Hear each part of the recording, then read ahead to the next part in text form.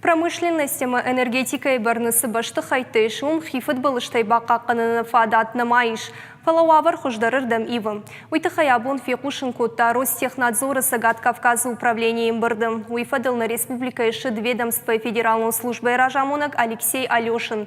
Янахаштам гашкасы объекта бабарак кутта ун футболышта дуахатты факаттарыштым.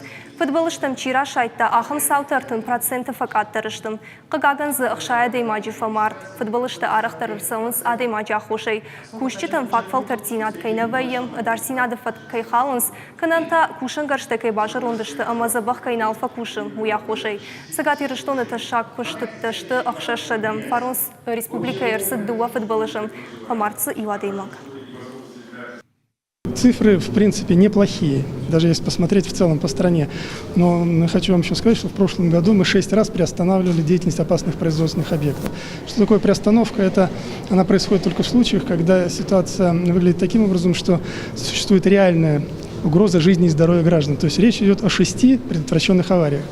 Ну, и одна авария, это, конечно, много, и один человек, когда погибший, много, но 6 это немало. Поэтому сегодня как раз у нас и будет тема поговорить, как мы вместе сделаем так, чтобы вот таких приостановок, таких ситуаций здесь у нас не было.